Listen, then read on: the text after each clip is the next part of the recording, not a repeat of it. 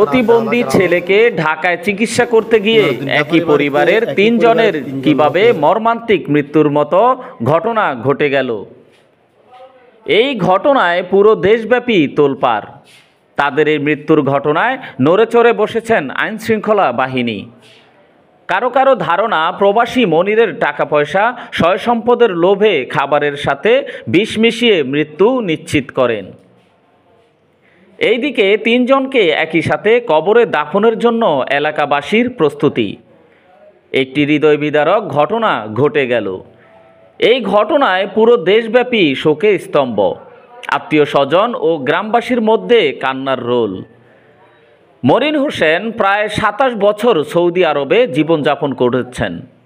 দীর্ঘদিন প্রবাসে থেকে খেয়ে না খেয়ে অনেক কষ্টে টাকা জমিয়ে কেরানীগঞ্জে ২টি বাড়ি, আবাসন ব্যবসা, দূরপাল্লার বাসের ব্যবসা সহ রয়েছে অনেক সহায় সম্পত্তি।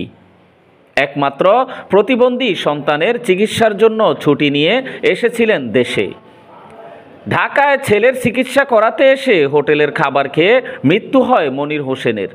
শুধু মনির হোসেন নন, একই খাবার খেয়ে স্ত্রী ও প্রতিবন্ধী ছেলেও মারা গেছেন। একই সঙ্গে ৩ জনের মৃত্যুর ঘটনায় রহস্যের সৃষ্টি হয়েছে। পরিবারের অভিযোগ, হোটেল থেকে আনা খাবারে বিষক্রিয়া ছিল। খাবারে কে বিষ মিশিয়েছে তা এখনও জানা যায়নি। মনিরের সহায় সম্পত্তি দখল নিতে কেউ এটা করেছে ধারণা এলাকাবাসীর, যাতে সম্পত্তি দখলে নেওয়া সহজ হয়। তদন্ত সংশ্লিষ্টরা বলছেন, প্রাথমিকভাবে ধারণা করা হচ্ছে বিষক্রিয়ার সাথে তাদের মৃত্যু হয়েছে। তবে খাবারে কে, কখন, কিভাবে এবং কেন বিষ মিশিয়েছে তা খতিয়ে দেখা হচ্ছে। এছাড়া মনিরের রেখে যাওয়া সম্পত্তির উপর কার লোভ ছিল সেটিরও তদন্ত চলছে। এরই মধ্যে পুলিশ রাজধানীর মগবাজার মোড়ে অবস্থিত ভর্তা ভাত হোটেলের ম্যানেজার ও বাবুর্চিকে জিজ্ঞাসাবাদ করেছেন। এছাড়া এখন পর্যন্ত সন্দেহের তীর মনিরের চাচা রফিককে থানায় এনে জিজ্ঞাসাবাদ করছে পুলিশ। থানা পুলিশ ও অন্যান্য আইনশৃঙ্খলা বাহিনী এই বিষয়গুলো সামনে নিয়ে তদন্ত চালিয়ে যাচ্ছে। মগবাজারে আবাসিক হোটেলে ওঠা খাবার এনে খাওয়া এবং মনির কার কার সঙ্গে দেখা করেছিলেন তাদের সবার বিষয়ে চুলচেরা বিশ্লেষণ চলছে। এরই মধ্যে সিসি ফুটেজ ও মনিরের মোবাইলের কল লিস্ট পর্যালোচনা শুরু করেছে পুলিশ। জানা যায়, লক্ষ্মীপুরের রামগঞ্জ উপজেলার ভোলাকোট ইউনিয়নের দেহলা গ্রামের বাসিন্দা সৌদি প্রবাসী মনির হোসেন স্ত্রী স্বপ্না ও প্রতিবন্ধী ১৮ বছর বয়সী নাঈম হোসেনকে সঙ্গে নিয়ে ঢাকার ৮ দিন হাসপাতালে আসেন।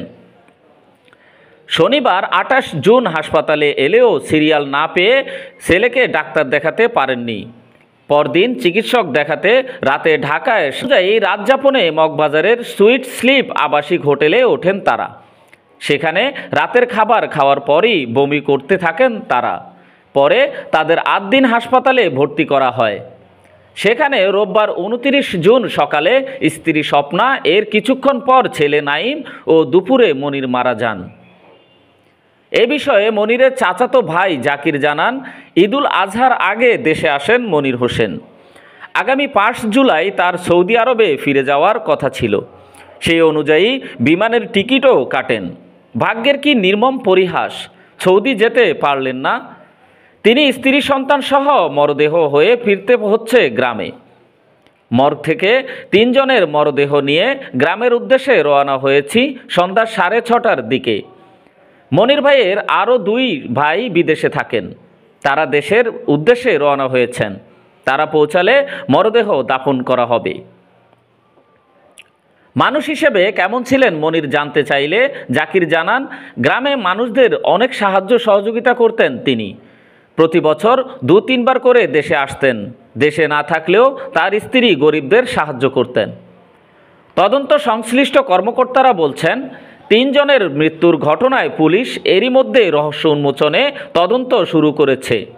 কেয়ারটেকার রফিককে জিজ্ঞাসাবাদ করা হচ্ছে। মনির বেশ কয়েকবার হোটেলের নিচে নেমে কয়েকজনের সঙ্গে দেখা করেছেন। তাদের খোঁজ চলছে। রমনা থানার ভারপ্রাপ্ত কর্মকর্তা ওসি গোলাম ফারুক বলেন, এ ঘটনায় মনির হোসেনের স্বজনরা এসে মামলা করবেন। তবে আমরা সন্দেহভাজন কয়েকজনকে জিজ্ঞাসাবাদ করেছি, এখনও জিজ্ঞাসাবাদ চলছে। সিসি ক্যামেরার ফুটেজ দেখে শনাক্তের চেষ্টা চলছে।